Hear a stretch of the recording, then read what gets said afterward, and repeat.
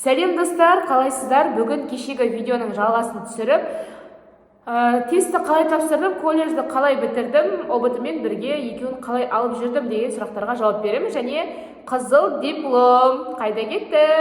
Немесе көпті жылататын, көпті қуантатын қызыл диплом тақырыбын айтатын боламын. Неге қызыл диплом дейді? Барлығы осы. Түсінбеймін бар ғой. Қалжың әрине. Достар, себебі мен өзім алмай қалдым. Достар, қараңыздар.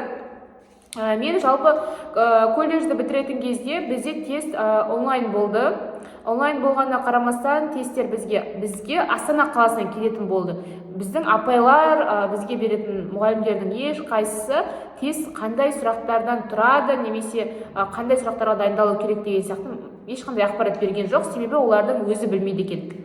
Бізге айтты, ол система өткен жылдан бастап қойылды, сондықтан да студенттер өздеріңіз дайындалыңыздар деген шарт қойды. Біз жақсы деп келістік. Одан соң 5-6 қыз болып үйде жиналып, қандай тесттер түсуі мүмкін деген барлық варианттарды қарап, барынша тесттерді жаттап, жатпай тұрмай дайындалдық. Вот осының әсерінен мен ОБТ-ға дайындала алмай қалдым, достар. Кеше ОБТ-тан жай аз алғанымда сол. Себеп қой, просто себеп. Бірақ сол болу керек болған дүние, ол болады бәрібір. Кеттік.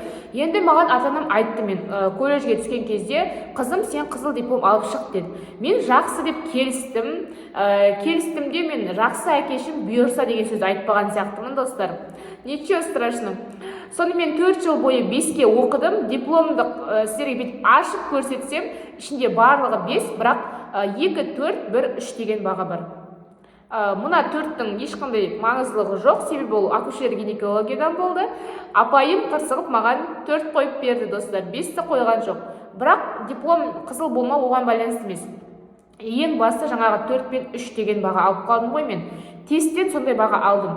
Себебі айттым ғой, ол тесттің қандай болатынын біз білген жоқпыз. Біз анаған ұстаздарымызбен дайындалған жоқпыз. Өзіміз дайындалдық. Сондықтан төмен баға алып қалдым.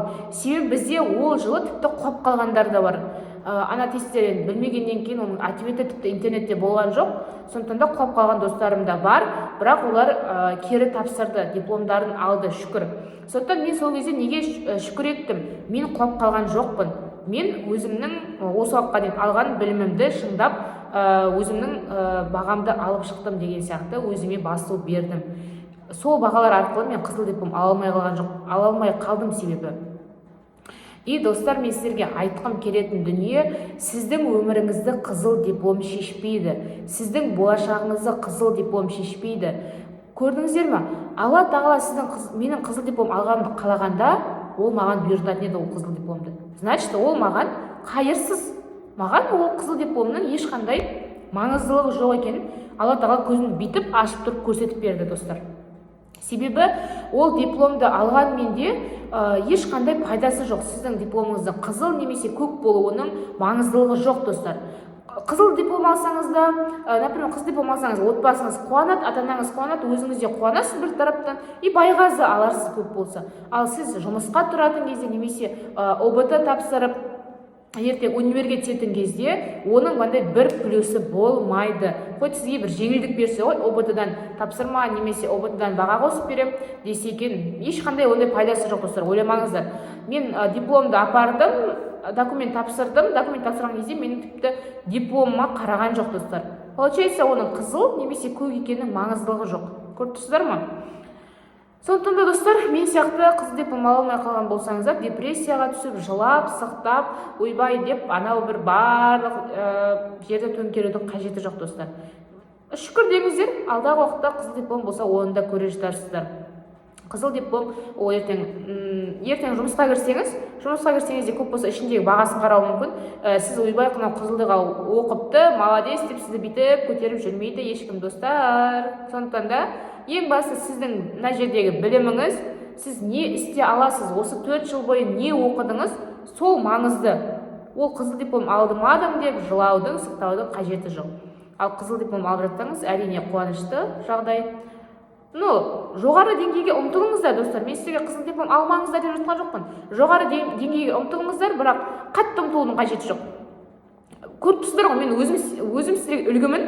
Себебі мен 4 жыл бойы барымды салып, апайлар маған 4 қойып жатса, апай, пожалуйста, 5 қойып жіберіңізші, апай, мен оқимын деп барынша тырыстым, барымды салдым, прямо барлығын 5 қылуға.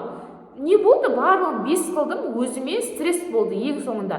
Себебі менде барлығы 5 болып, ең соңында 3 пен 4 деген бағаның, 2 ғана бағаның әсер етіп кеткені, сіздің 4 жылғы еңбегіңізді былай шаш жіберіп тұр. Көріп тұрсыздар ма? Мен бүйтіп қасықпен жинаған немді бүйтіп шаштырып, шелектеп төкті деген сөз ғой бұл жерде. Сондықтан достар, өзіңіздің ертең болашағыңыз үшін, өзіңіз депрессия болып қалмас үшін барынша нормальный оқыңыздаршы. Бұйырса алам, бұйырмаса алмайын деген сізде ой болсын. Бұйырса да бұйырмаса да алам деген ондай принципті алып тастаңыздар. Менде сондай принцип болды. Мен обязательно алам қызыл диплом, себебі менде барлығы 5, мен барлығын оқып жүрмін, болды, мен алам деген болды. Алған жоқпын. Ничего страшного. Өмір онымен тоқтап қалмайды, достар. Сондықтан да, достар, өкінбейміз. Өткенімізге барлығы шүкір, барлығы жақсы. Ең бастысы 12 мүшеміз сау, диплом деген табылады. Сондықтан да, достар, оған байланысты өйтіп бір қатты мұңаюдың қажеті жоқ. Өзіңізді дайындаңыз іштей. Алса жақсы, алмасам ничего страшного. Сіздерге пайдалы болды деген ойдамын, достар. Тіркеліңіздер, достарыңызға жіберіңіздер. Осылай қызыл диплом ала алмай жылап жүрген болсам, оларға да мүмкін менің пайдам тиіп, көңіл күйлері көтеріліп қалар. Пока.